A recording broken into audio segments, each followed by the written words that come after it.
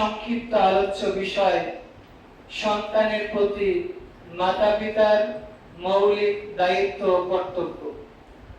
আজকে আমরা আলোচনা করব একজন মুসলিমের প্রতি আরেকজন মুসলিম, অর্থাৎ একজন মাতা বা পিতার তার সন্তানের প্রতি কি কি দায়িত্ব এবং কর্তব্য রয়েছে এবং সেই দায়িত্ব এবং কর্তব্য কখন থেকে কিভাবে পালন করতে হবে, এই বিষয়গুলো সামনে রেখে সংক্ষিপ্ত আলোচনার চেষ্টা করব ইনশাআল্লাহ।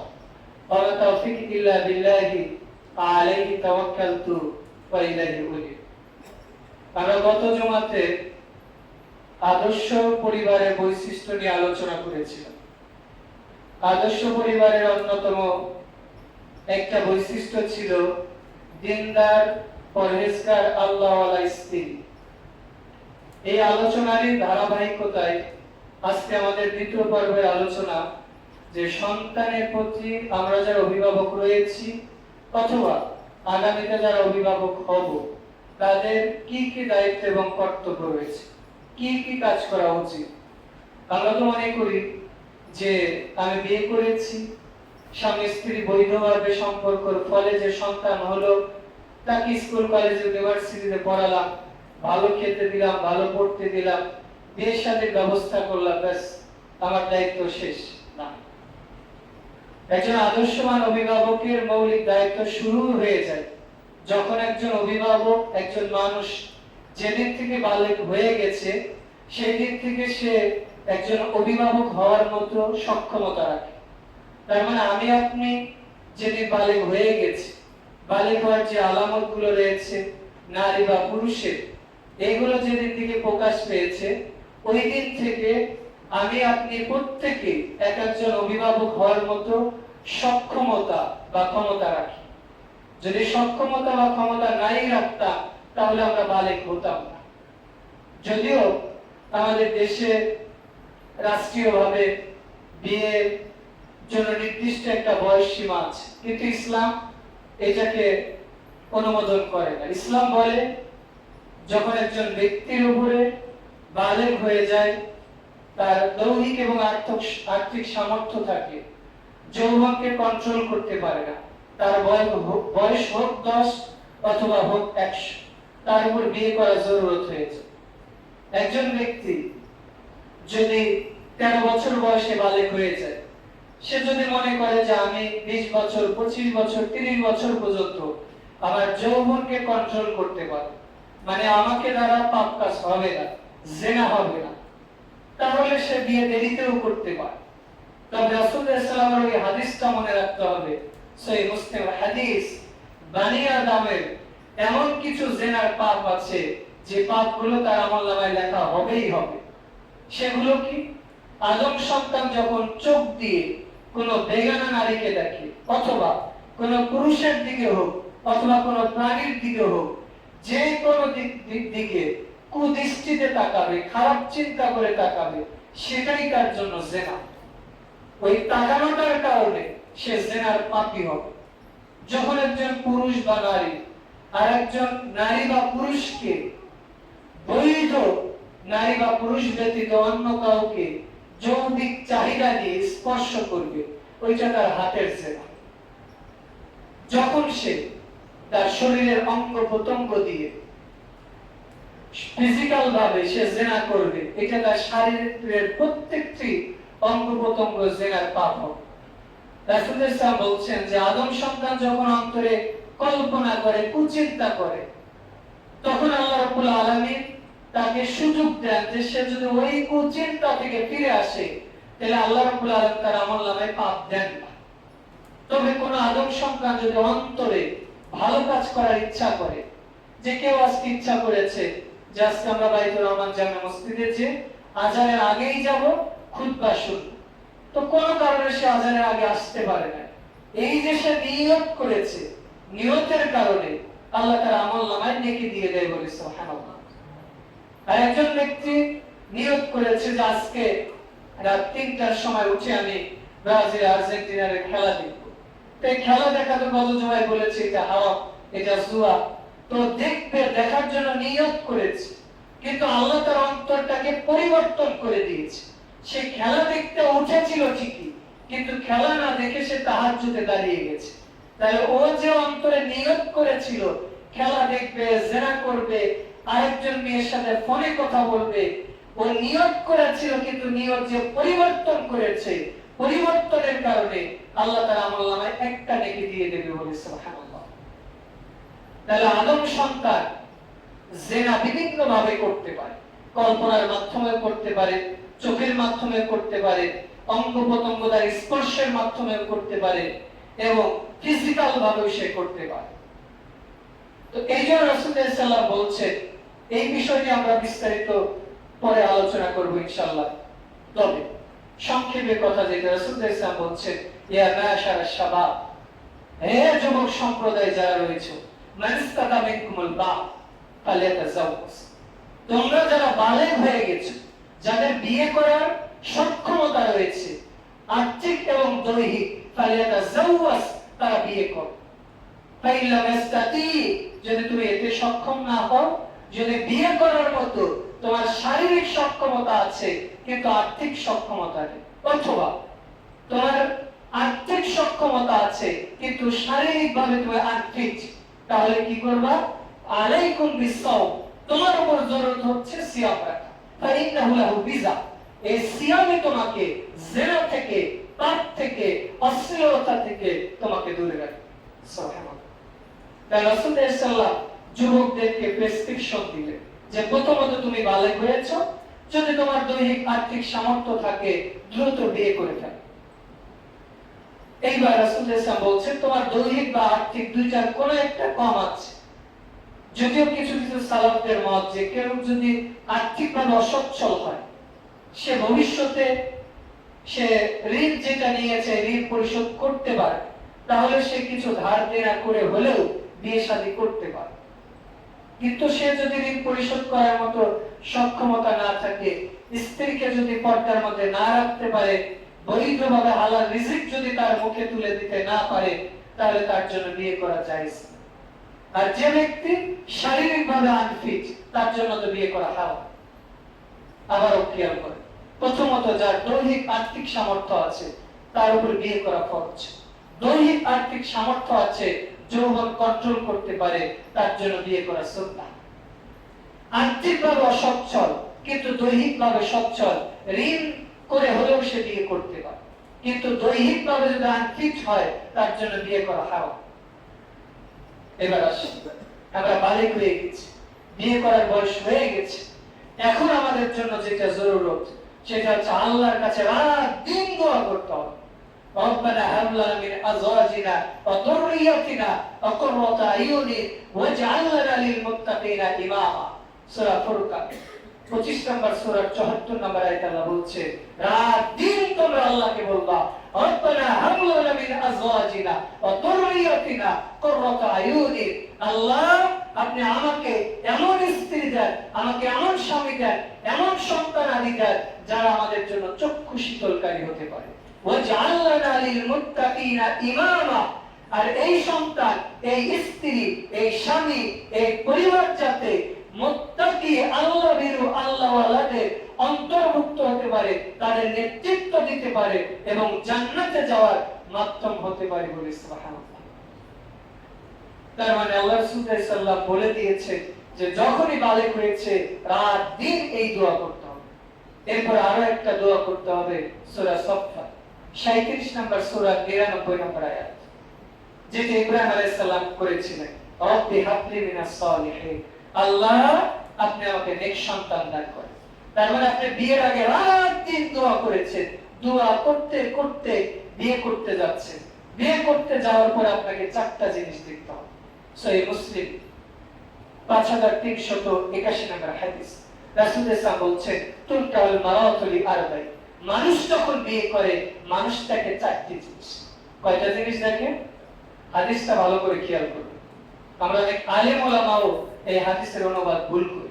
আমরা বলি রাসূল দেখতে বলেছেন চারটা জিনিস, কিন্তু না, রাসূলুল্লাহ সাল্লাল্লাহু আলাইহি ওয়াসাল্লাম বলেছেন তুলকাল মারাতু লি আরবাই, মানুষ তাকে চারটা জিনিস। রাসূল সাল্লাল্লাহু বলছেন মানুষ যখন বিয়ে করে তখন চারটা জিনিস থাকে। কি দেখে? লিমালিহা, তার ধন সম্পদ আছে কিনা, ওয়ালি হাসাবিহা, তার বংশ মর্যাদা কেমন, ওয়ালি জামালিহা, তার চেহারা সুরত কেমন, ফাসফার বিজাতি দ্বীন।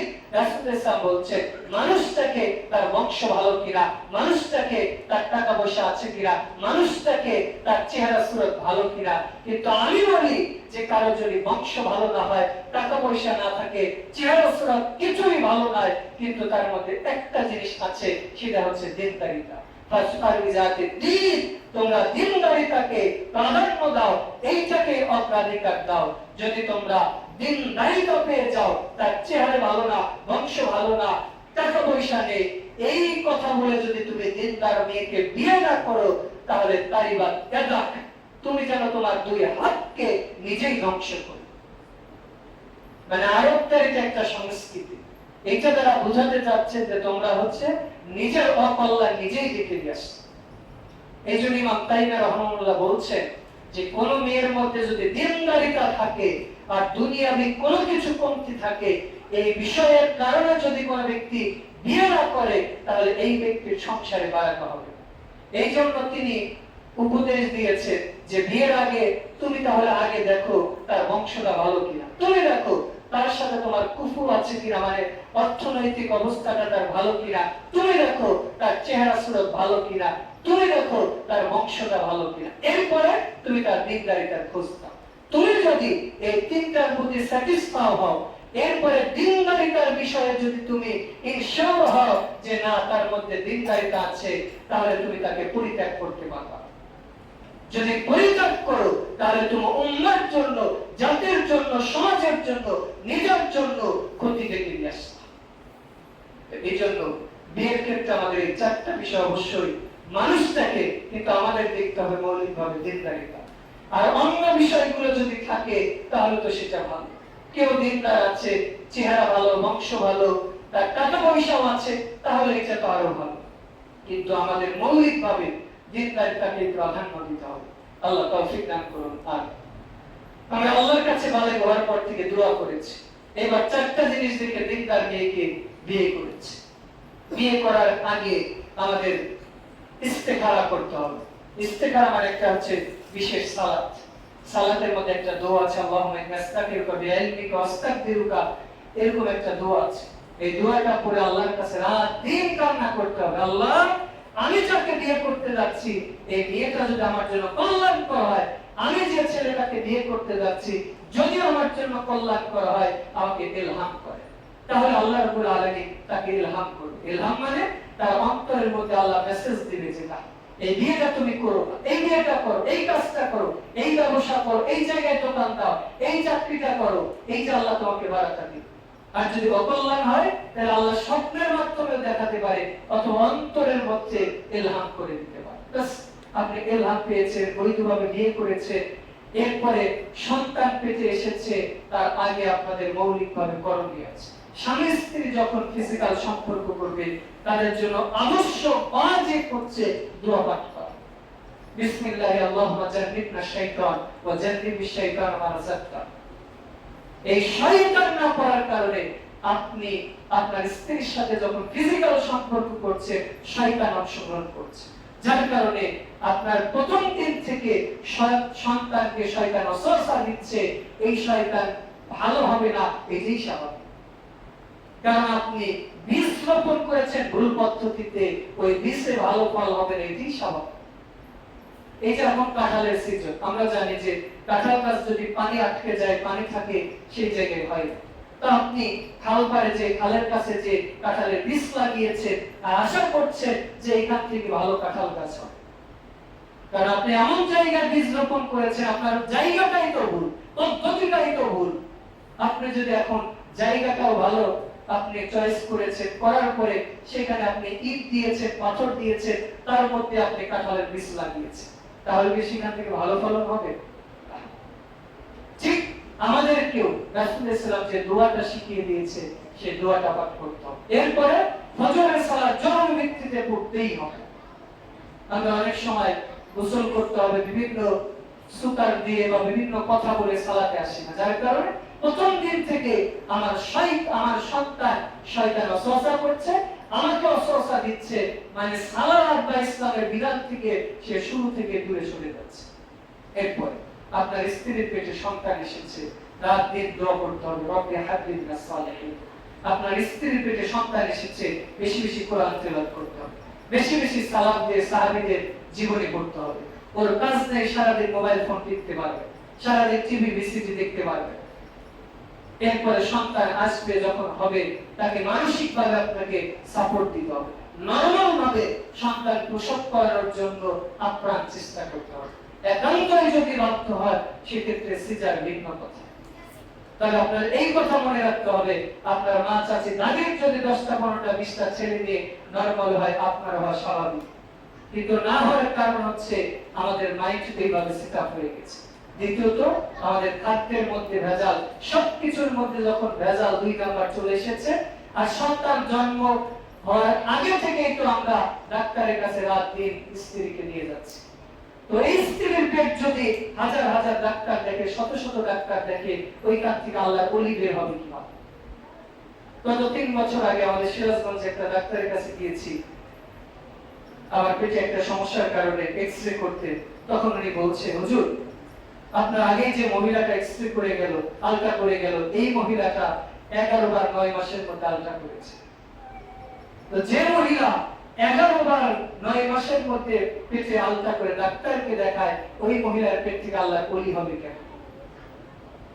এই জন্য চেষ্টা করবে যতটুকু ডাক্তারের কাছে না যাওয়া যায়, চেষ্টা করবে মহিলা মুসলিম আল্লাহওয়ালা দিনদার যে ডাক্তার রয়েছে তাদের কাছে সহযোগিতা না। আর বাধ্য হয়ে গেলে তো সেটা ভিন্ন কথা। তবে তাকে মানসিক সাপোর্ট দিতে হবে, অর্গানিক খাদ্যগুলো খাওয়াতে হবে, রাসূল ইসলাম যেগুলো বলেছেন, খেজুর, মধু, কিশমিশ, এগুলো খাওয়াতে হবে। আর রাত দিন আল্লাহর কাছে দোয়া করতে হবে যে আল্লাহ আপনি আমাকে, আমার স্ত্রীকে ধৈর্যশীল বানান, নিঃসন্তান দেন, আমার সন্তান যাতে চক্ষু শীতলকারী হয়।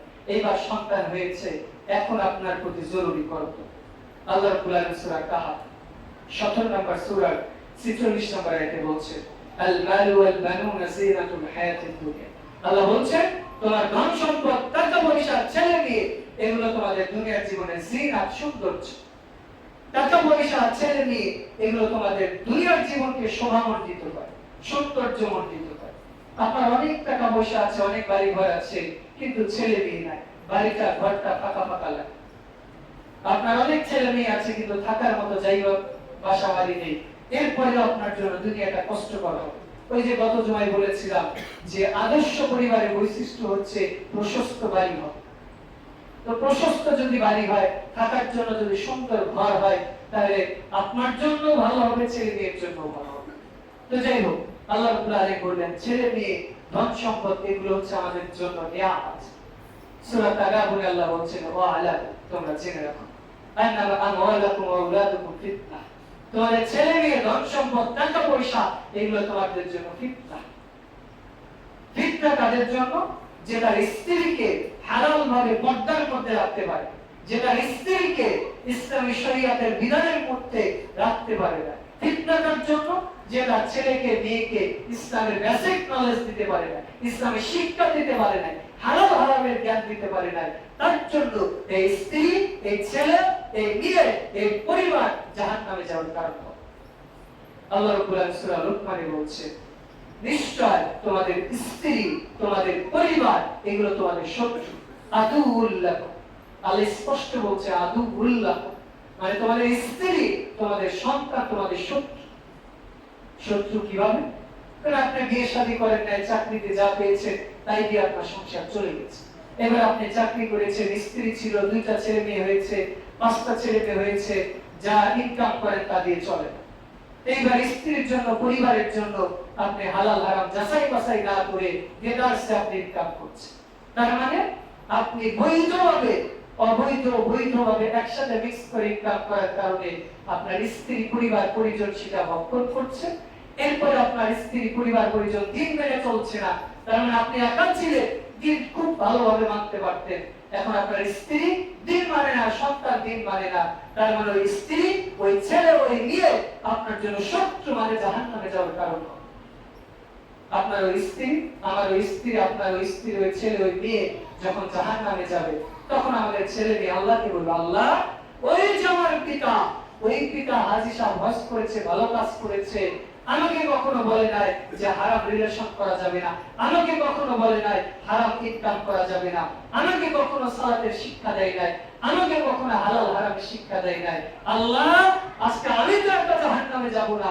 তখন আল্লাহ রাব্বুল আলামিন বলবেন, তুমিও জাহান্নামে যাও, তোমার পিতার বুকের উপর পা দিয়ে জাহান্নামে চলে যাও। তখন আমি আপনি অভিভাবক তাহাজ্জুদ করেও জান্নাতে যেতে পারবো।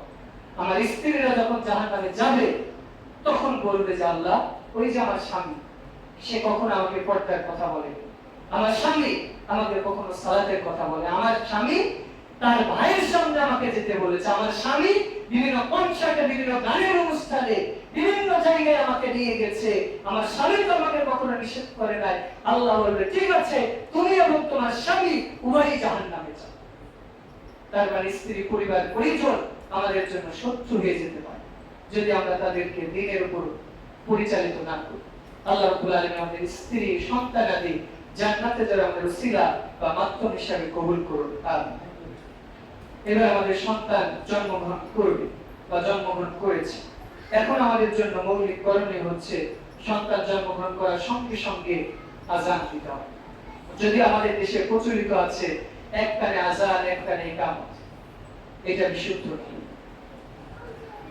বিশুদ্ধ মত যেটা, সেটা হচ্ছে আযান দিতে হবে। তবে এই আযানটা মাইকে যেমন উচ্চ স্বরে আযান এমন না।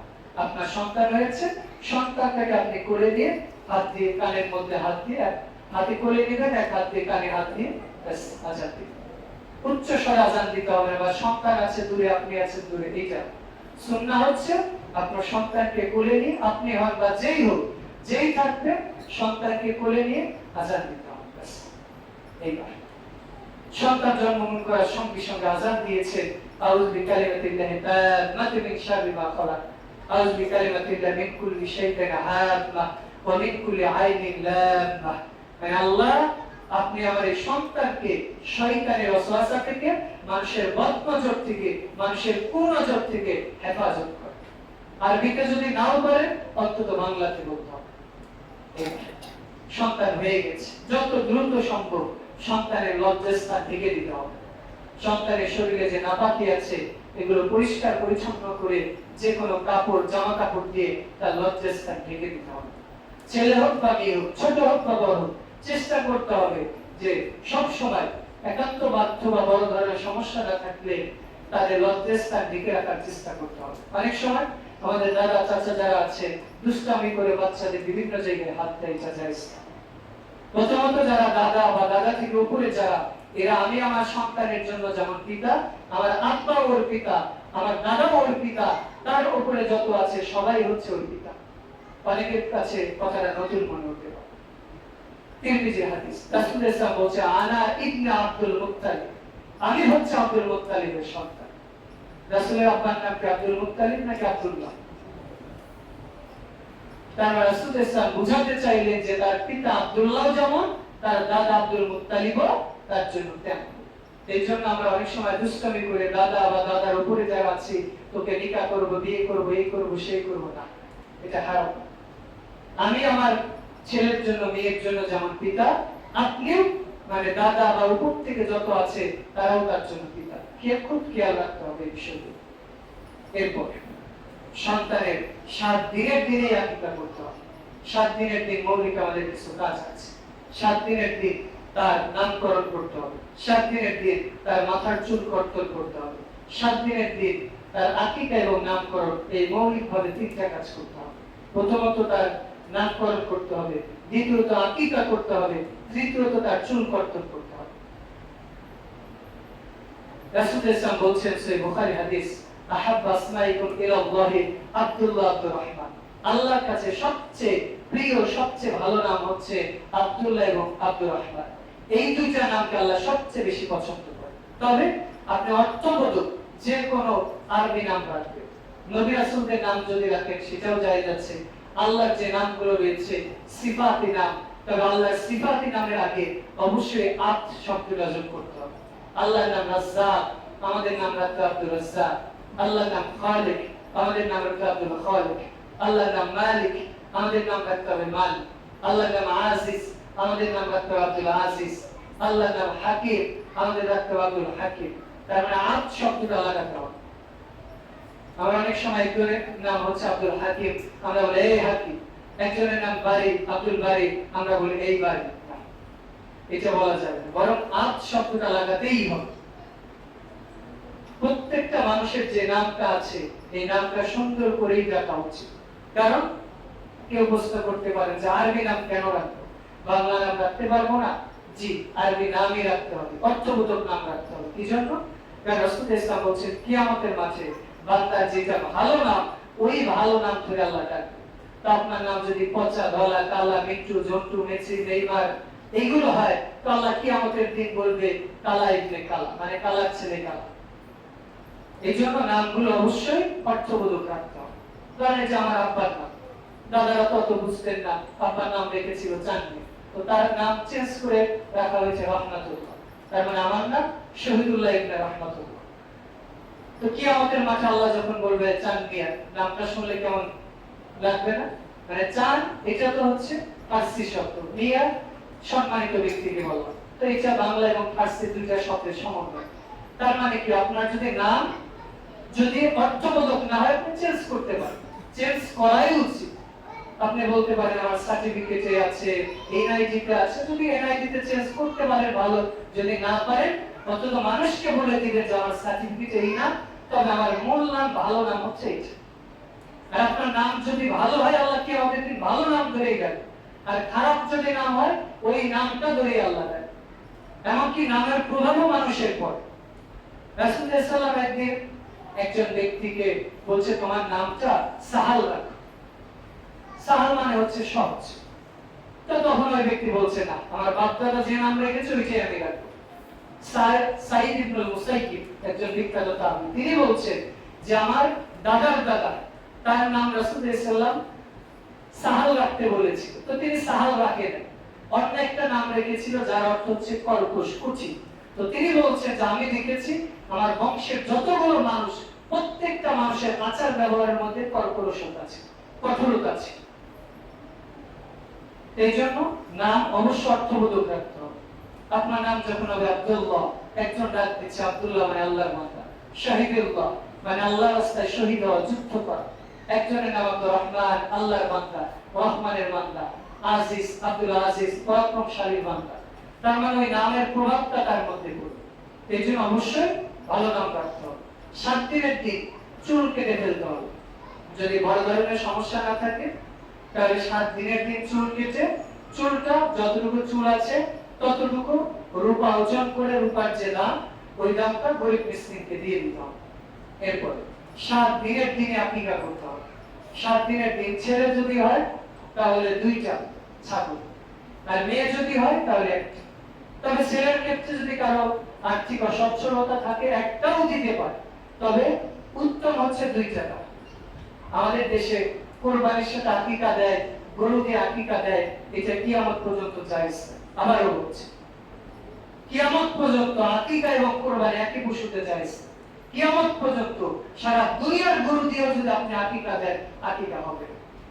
তিরমিজি হাদিস, তিরমিজি, আবু দাউদ, নাসাই, ইবনে মাজাহ হাদিসে রাসূল সাল্লাল্লাহু আলাইহি ওয়াসাল্লাম বলছেন 7 দিনের দিনই ছাগল দিয়ে আকিকা করতে হবে।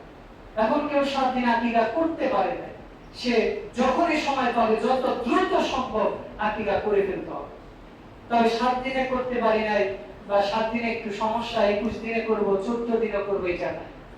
আপনি ধার দেনা করে হলেও 7 দিনের দিনেই করেন, এটাই সুন্নাহ। আর আকিকা যদি না করেন, রাসূল সাল্লাল্লাহু আলাইহি ওয়াসাল্লাম বলছেন আকিকা এবং পিতা দুইজন ঋণের সাথে আবদ্ধ।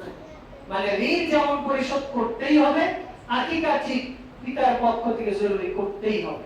এখন আপনি 7 দিনে করতে পারেন নাই, যত দ্রুত সম্ভব আপনি ছাগল দিয়ে করে ফেলুন। ছাগল দিয়ে বলতে 1 বছর হয়ে গেছে অথবা দুধের দাঁত ভেঙে নতুন দাঁত উঠেছে, এমন ছাগল দিয়ে আকিকা করতে হবে।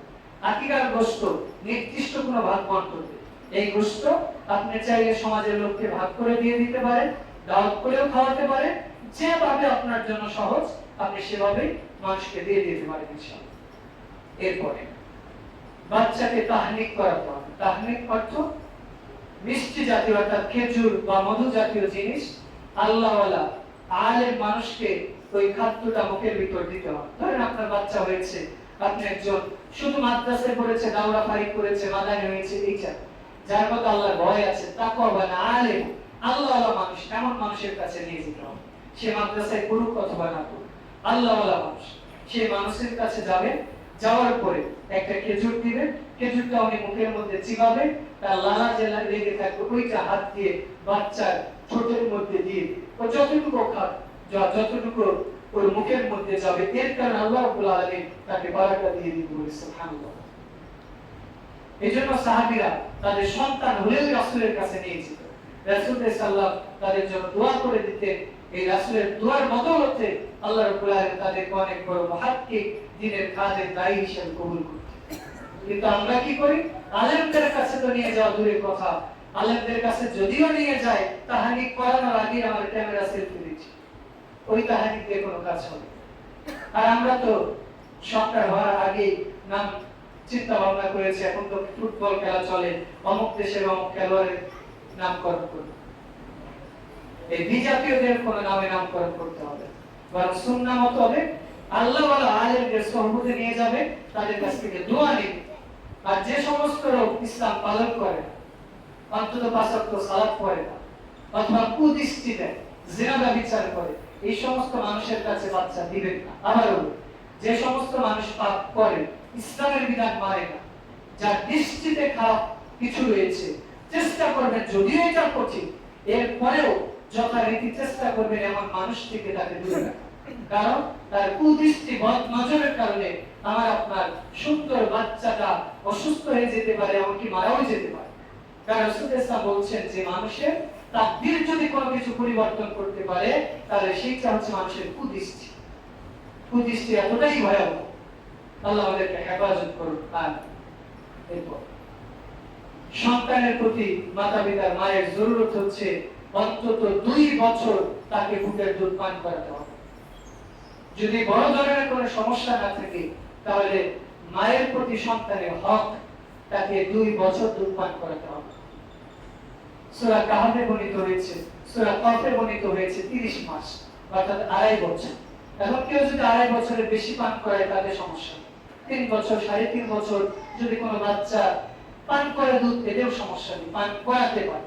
তবে শারীরিক যদি কোনো সমস্যা না থাকে, বাচ্চাকে দুধ পান করালে আমার শারীরিক ফিটনেস নষ্ট হয়ে যাবে, এই কথা বলে যদি কোনো মা যদি তার সন্তানকে দুধ না পান করায়, কিয়ামতের মাঠে আল্লাহর পাঠ করায় দাঁড়াতে হবে। চেষ্টা করবে একান্তই বাধ্য না হলে বাহিরের দুধ, প্যাকেজিং দুধ এগুলো না খাওয়া। এগুলো খাওয়ালে যতটুকু উপকার আছে, উপকারের চেয়ে ক্ষতিই বেশি। আল্লাহ রাব্বুল আলামিন আমাদের মাতা-পিতাকে সন্তানের যে হক, এটা যথাযথ আদায় করার তৌফিক দান করুন।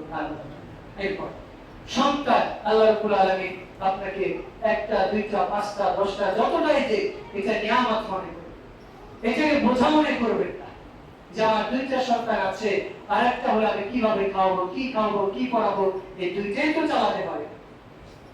রাসূল সাল্লাল্লাহু আলাইহি ওয়াসাল্লাম বলছেন যে তোমরা সন্তানকে হত্যা করো না।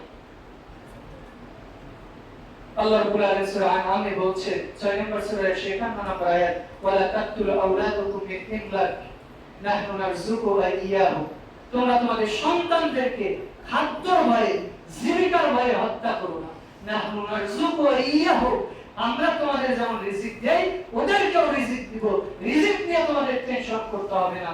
আমি সন্তান দিয়েছি, আমার উপর তাওয়াক্কুল করো, আর ওইভাবে রিজিক অন্বেষণ করো।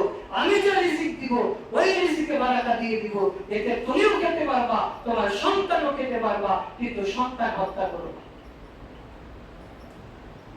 এই জন্য বৈধ কারণ ব্যতীত স্থায়ীভাবে জন্ম নিয়ন্ত্রণ করা যায়। আবার বৈধ একটা মুসলিম ডাক্তারের পরামর্শ যে 2টা বাচ্চা হয়েছে, এরপরে যদি সিজার করে মারা যাবে, সেইটা ভিন্ন কথা। কিন্তু 2টা বাচ্চা হয়েছে, আর একটা বাচ্চা কিভাবে পালন করবো, কি খাওয়াবো, এই কথা বলে যদি আপনি স্থায়ীভাবে বন্ধ হয়ে যান, সন্তান জন্মের রাস্তা যদি বন্ধ করে দেন, তাহলে কিয়ামতের মাঠে অবশ্যই সন্তান হত্যাকারীর পাপ নিয়ে আপনাকে দাঁড়াতে হবে। আল্লাহ আমাদেরকে সন্তান হত্যা করা থেকে হেফাজত করুন। এরপর সন্তানদেরকে ইসলামের তাহজিব তামাত্তুন শিক্ষা দিতে হবে, আদব আখলাক শিক্ষা দিতে হবে, অর্থাৎ তাকে ছোটবেলা থেকে সালাত শিক্ষা দিতে হবে। রাসূল সাল্লাল্লাহু বলছেন, মুরু আওলাদাকুম বিসসালাহ ওয়া হুম আবনাউ সাব'i সিনিন ওয়াদরিবহুম আলাইহা ওয়া হুম আবনাউ 10 সিনিন। তোমার সন্তানের যখন 7 বছর বয়স হয়েছে তখন তাদের সালাতের প্রশিক্ষণ দাও, ওয়া হুম আবনাউ 10 সিনিন। আর 10 বছর যখন হবে সালাত যদি না পড়ে প্রয়োজন ওকে লাঠি পিটা করে হলে প্রহার করে হলে ওকে মসজিদে নিয়ে আসতেই হবে। আপনি অভিভাবক, আপনার উপর আবশ্যক জরুরত হয়ে যাবে যে আপনি অবশ্যই আপনার সন্তানকে স্কুল কলেজ কোচিং এ পাঠান, সেটা ভিন্ন কথা, তবে আপনার সন্তানকে আগে কোরআন শেখাতে হবে, আগে আপনার সন্তানকে আল্লাহকে চিনাতে হবে। আল্লাহর কোরআন সূরা মুহাম্মদ 19 নম্বর সূরা 47 নম্বর সূরার 19 নম্বর আয়াতে বলছে, ফাআলামু আন্নাহু লা ইলাহা ইল্লাল্লাহ। তাদের আগে এই সবক দাও, এই জ্ঞান দাও যে আল্লাহ ছাড়া সত্য কোনো মাবুদ নাই। আল্লাহর জ্ঞান আগে শিক্ষা দাও, তাওহীদের শিক্ষা দাও, আকীদার শিক্ষা দাও, এরপর এবিসিডি যেটা ইচ্ছা সেটা এটা পরে শিক্ষা দাও। তবে আপনার প্রতি জরুরত হয়ে যায় আপনার সন্তান যখন কথা বলা শিখেছে তখন ওকে শিখাতে হবে আমাদের সৃষ্টিকর্তাকে, আমাদের আল্লাহর কথা এইটা শিখাতে হবে, আমাদের নবীকে, আমাদের রাসূলকে, আমরা কার শাফাআত পাবো, আমরা কার সামনে কিয়ামতের মাঠে দাঁড়াবো, আমাদের রবকে, সৃষ্টিকর্তাকে, পালনকর্তাকে, রিজিক দাতাকে, এইটা আপনার সন্তানকে চিনাতে হবে। কিন্তু আপনি দুনিয়ার সব কিছুই চিনালে, আমজাম কাঁঠাল বাকশিয়াল হাতি ঘোড়া সব চিনালে কিন্তু আল্লাহকে চেনে না, রাসূলকে চেনে না, দ্বীন চেনে না, তাহলে ওই সন্তানের মতো, ওই অভিভাবকের মতো হতভাগা অভিভাবক আর দুনিয়াতে দ্বিতীয় কেউ আছে বলে আমার মনে হয়। তার মানে সন্তানকে আপনি ছোটবেলা থেকে দ্বীনের শিক্ষা দিন, চেষ্টা করবেন যে অন্তত 5-6 বছর নিজের কাছেই করার, কারণ একটা বাচ্চার অন্তত 5-6 বছর পর্যন্ত স্বাধীনতা আছে, ও খেলাধুলা করবে, দুষ্টামি করবে, এর আগ পর্যন্ত যতটুকু পারা যায় নিজে বাড়িতে নিজে শিখাবেন, মাতা পিতা মিলে তাকে শিখাবেন নবী রাসূলের সিরাত অথবা সালাফদের যে সিরাত, যে গল্পগুলো আছে এগুলো তাকে শিখাবেন। কিন্তু সাপের গল্প, বেজির গল্প, কচ্ছপের গল্প এইগুলো বাচ্চাদের শিখাতে হবে, বরং বাচ্চাদের সালাফদের ইতিহাস শেখান, খালিদ বিন ওয়ালিদের যে ইতিহাস আছে সেটা শেখান, বাচ্চাদেরকে ইউসুফ আলাইহিস সালামের যে ইতিহাস, তার থেকে যে শিক্ষা, এগুলো আমাদেরকে শিক্ষা দিতে হবে। এরপরে বাচ্চাদেরকে ধৈর্যের শিক্ষা দিতে হবে, নিজেও ধৈর্যশীল হওয়ার চেষ্টা করতে হবে, বাচ্চাকেও ধৈর্যশীল করতে হবে। আমরা অনেকে আছি 5 ওয়াক্ত সালাত আদায় করি, দিন পালন করি, কিন্তু সন্তানের ব্যাপারে অথবা পরিবারের ব্যাপারে অথবা যে কোনো বিষয়ে আমরা ধৈর্য ধারণ করতে পারি। কিন্তু আল্লাহ রাব্বুল আলামিন বলছেন একজন মানুষ সফল হবে তখন যখন ধৈর্য ধরবে। আল্লাহ রাব্বুল আলামিন মুসলিমদেরকে দাওয়াতি কাজের 4টা পর্যায় বর্ণনা করেছে, এর মধ্যে সর্বশেষ যেটা যে বলছে হক, সবর করতে বলেছে, ধৈর্য ধারণ করতে বলেছে। সবর যদি আমরা না করতে পারি, ধৈর্য ধারণ না করতে পারি, তাহলে দুনিয়াতে একটা সফলতা আসবে, সেটা পরিবারের ব্যাপারে হোক, দুনিয়াবি ব্যাপারে। পরিবারের ব্যাপারে সন্তান স্ত্রীর সাথে চলতে গেলে 2-4টা কথা হবে, সন্তান দুষ্টামি করবে, পরিবারের ক্ষতি করবে, ধৈর্য ধরতে হবে, নিজেও ধৈর্য ধরতে হবে, সন্তানকেও ধৈর্যশীল করতে হবে। বাহ্যিক ভাবে চাকরি বাকরির ক্ষেত্রে হোক বা মানুষের সাথে মুআমালাতের ক্ষেত্রেও ধৈর্যশীল হওয়ার চেষ্টা করতে হবে। কারণ আল্লাহ রাব্বুল সূরা লুকমান 31 নম্বর সূরা 17 নম্বর আয়াতে বলছেন, তোমরা ধৈর্য ধারণ করো, ইন্নাল্লাহা মা'আস সাবিরিন, নিশ্চয় যারা ধৈর্য ধরে, যারা সবর করে, যারা আল্লাহর প্রতি তাওয়াক্কুল করে, আল্লাহ রাব্বুল আলামিন তাদের সাথেই রয়েছে। এরপরে সন্তানদেরকে তাওহীদের শিক্ষার পাশাপাশি শিরকের শিক্ষা দিতে হবে। আল্লাহ রাব্বুল আলামিন কোরআনে একটা সূরা নাযিল করেছে যার নাম হচ্ছে লোকমান। লোকমান হাকিম নামের একজন ব্যক্তি ছিলেন, তিনি নবী ছিলেন না আল্লাহর ওলি ছিলেন, এখানে ইখতিলাফ রয়েছে, তবে বিশুদ্ধ মত হচ্ছে তিনি আল্লাহওয়ালা মানুষ ছিলেন। তো লোকমান হাকিম এমনই আল্লাহর ওলি ছিলেন, এতটাই আল্লাহওয়ালা মানুষ ছিলেন যে তিনি প্রায় 40টা সন্তানকে নাসিহা করেছে, যেটা আল্লাহ কোরআনের মধ্যে উল্লেখ করেছে।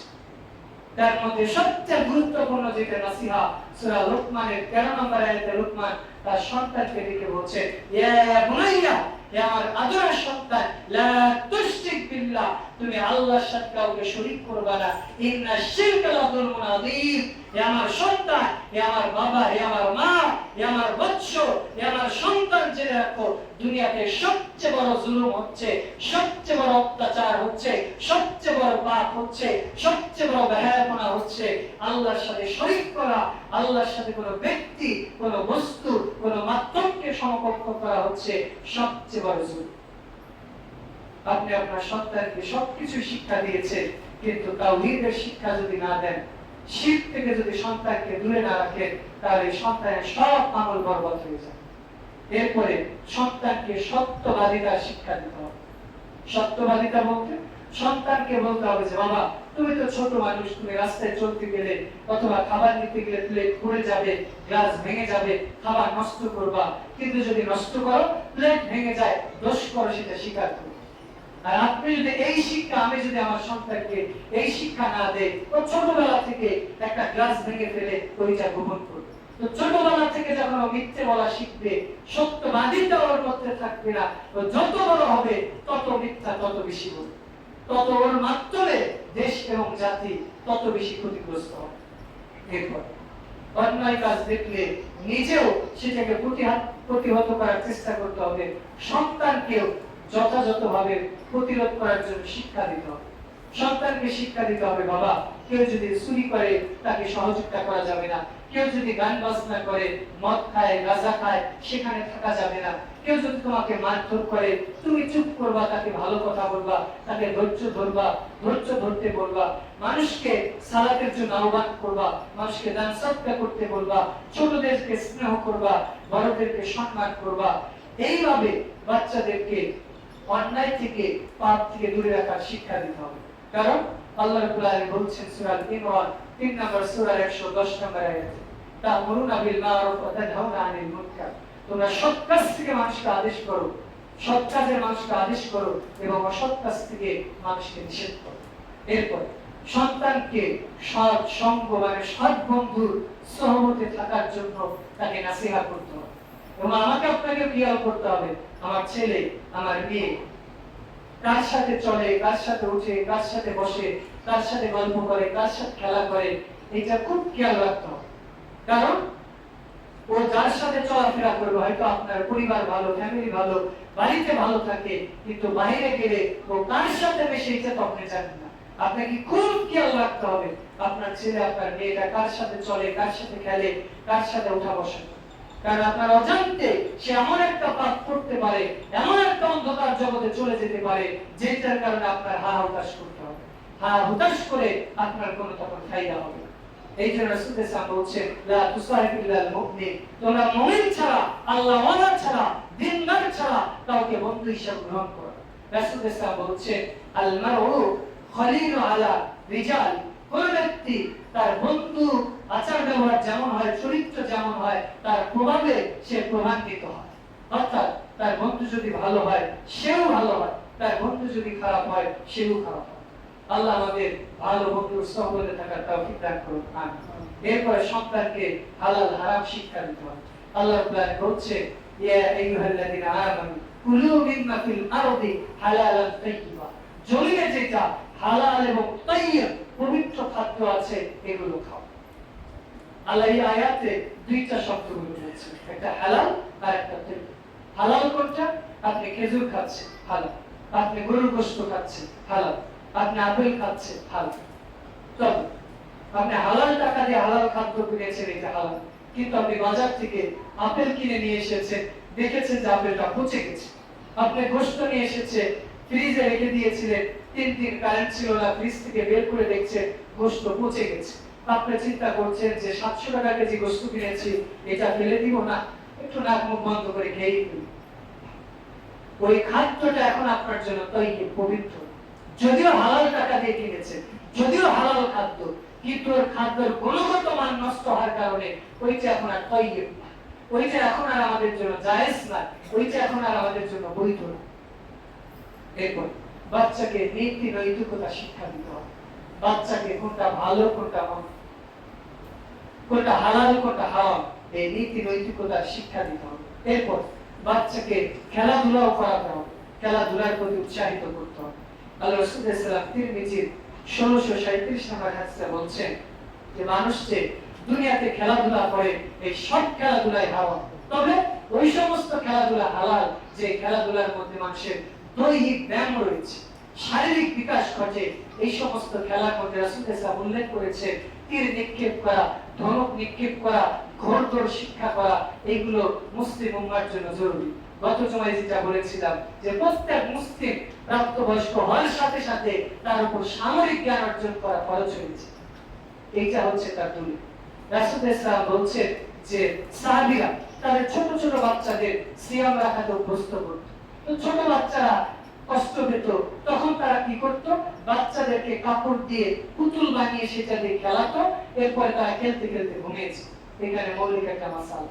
বাচ্চাদেরকে আপনি বাজার থেকে পুতুল কিনে নিয়ে এসে প্লাস্টিকের পুতুল, কাপড়ের পুতুল, মাটির পুতুল এটা দিতে পারবেন। তবে বাচ্চাদেরকে আপনি কাপড় দিয়ে, ওরা চাইলে নিজেরাই কাপড় পেঁচিয়ে, ছোটবেলা আমরাই খেলতাম কাপড় পেঁচিয়ে মাঝখানে একটা কুঞ্চি বা কিছু দিয়ে এইভাবে বেঁধে যে পুতুল বানানো হয়, এইটা যায়। তবে বাজার থেকে যেগুলো গরু, ছাগল, হাঁস, মুরগি কিনে নিয়ে আসা হয় এটা হারাম। ওইটা যদি হয় তাহলে ওই বাচ্চা ওই পুতুলের সাথে খেলতে খেলতে ওই পশুর যে যে একটা তার খাহিশি আছে ওইটা তার মধ্যে চলে আসে। এই জন্য বাচ্চাদেরকে শিক্ষাতে হবে যেখানে ছবি মূর্তি আছে ওখানে শয়তান আছে, এই শিক্ষা দিতে হবে। ওই যে আমার একটা মেয়ে আছে, ওর 2 বছর 1 মাস, ওকে সেলিম ভাই রিসোর্টের ওইদিকে নিয়ে গেছিলাম। তো যাওয়ার সময় দেখি যে একটা জায়গায় একটা পশুর মতো আছে যেটা ঘোড়ার মতো উঠে নড়াচড়া করে। তখন ও ওইদিকে যাচ্ছে, আমি বললাম আম্মু ওইটা শয়তান। তো ওর পর থেকে ও যদি বাজারেও কোথাও যায়, সেদিন প্লাস্টিকের দোকানের কাছে আসছে, ওইরকম একটা জিনিস দেখে বলছে আপু ওই যে শয়তান। তার মানে ওকে বোঝাতে হবে, শিখাতে হবে যে এটা শয়তান, ওখানে শয়তান। আর ওকে যদি শিক্ষা না দেন, ও ছোটবেলা থেকে ওইটা নরমাল মনে করবে। আর যখন বড় হবে তখন টেবিলের সামনে, ঘরের সামনে ওগুলো ঝুলিয়ে দেবে। আল্লাহ আমাদেরকে এগুলো থেকে হেফাজত করুন। আর এরপরে বাচ্চাদেরকে গীবত, তোহমত এগুলো থেকে দূরে রাখার চেষ্টা করতে হবে। সর্বশেষ যেটা নাসিহত, বাচ্চাদেরকে আল্লাহ ভীরুতা, তাকওয়ার শিক্ষা দিতে হবে। কারণ আল্লাহ রাব্বুল বলছেন তাত্তাকুল্লাহ মাসতাতাতু, তুমি নিজেও আল্লাহকে ভয় করো, তোমার পরিবারকেও আল্লাহর ভয়ের প্রতি উদ্বুদ্ধ করো। রাসূল সাল্লাল্লাহু বলছেন যে তুমি নিজেও তাকওয়া অবলম্বন করো, তোমার পরিবারকেও তাকওয়ার প্রতি উদ্বুদ্ধ করো। এই জন্য আপনি নিজেও তাকওয়া অবলম্বন করবেন, আপনার সন্তান, ছেলে, মেয়ে, স্ত্রী, পরিবার, পরিজনকে তাকওয়ার প্রতি উদ্বুদ্ধ করবেন। আল্লাহ আমাদের সেই তৌফিক দান করুন, আমিন। খুতবার শেষে এসে কথা, বর্তমান 21শ শতাব্দীর সবচেয়ে বড় চ্যালেঞ্জ হচ্ছে আপনার সন্তানকে একজন তাওহীদবাদী মুসলিম হিসেবে গড়ে তোলা। আবার বলছি, বর্তমান শতাব্দীর সবচেয়ে বড় চ্যালেঞ্জ হচ্ছে আপনি আপনার সন্তানকে একটা আদর্শ তাওহীদবাদী মুসলিম হিসেবে গড়ে তুলবেন। কারণ বর্তমান সমাজ, রাষ্ট্র, পৃথিবী কেউ চায় না যে আপনার সন্তান আদর্শবান হোক, কেউ চায় না আপনার সন্তান তাওহীদ বুঝুক, কেউ চায় না আপনার সন্তান মানহাজ বুঝুক, বরং সবাই চায় যে দুনিয়া ভোগ করুক, টাকা ইনকাম করুক, নিজে খাক, নিজে পড়ুক, নিজে বড় হোক। এইটা হচ্ছে আমাদের ভোগবাদী গণতান্ত্রিক দুনিয়ার শিক্ষা। এই জন্য আপনাদেরকে নাসিহত, আমি আপনি প্রত্যেকে যারা অভিভাবক রয়েছি এবং যারা অভিভাবক হব, আমাদের সন্তানদেরকে তাওহীদের শিক্ষায় শিক্ষিত করার চেষ্টা করব। আল্লাহ আমাদের সেই তৌফিক দান করুন, আমিন। আল্লাহ, আজকে খুতবায় আমরা আলোচনা করেছি মাতা পিতার সন্তানের প্রতি মৌলিক দায়িত্ব এবং কর্তব্য। আমরা যারা অভিভাবক রয়েছি, আমাদের সন্তানের প্রতি যে মৌলিক দায়িত্ব এবং কর্তব্য রয়েছে, আমরা বিয়ের আগ থেকে শুরু করে সন্তান বালেগ হওয়া পর্যন্ত আলোচনা করলাম। আল্লাহ আমাদের প্রত্যেকটা কথার মধ্যে যেগুলো ভালো রয়েছে শোনার পাশাপাশি মেনে চলার তৌফিক দান করুন, আমিন। আল্লাহ, কথার মধ্যে যদি অপ্রয়োজনীয় কোনো কথা হয়ে থাকে, এগুলো শয়তানের পক্ষ থেকে, এগুলোর জন্য ক্ষমা করুন, আমিন। আল্লাহ, আপনার কাছে দোয়া করছি, আমাকে সহ আমরা প্রত্যেকে যারা রয়েছি প্রত্যেককে করত আয়ুরী চক্ষু শীতলকারী সন্তান দান করুন, আমিন। আল্লাহ, আমাদের যাদের সন্তান দিয়েছে, এই সন্তানদেরকে ইসমাঈল আলাইহিস সালামের মতো ঈমানি জজবা দান করুন, আমিন। আল্লাহ, আমাদের অভিভাবক যারা মায়েরা রয়েছে, তাদেরকে হাজেরা, খাদিজা, ফাতেমা, আয়েশা রাদিয়াল্লাহু তাআলা আনহুমাদের মতো ঈমানি জজবা দান করুন, আমিন। আল্লাহ, আপনি আমাদের সকলকে কবুল করুন, আমিন।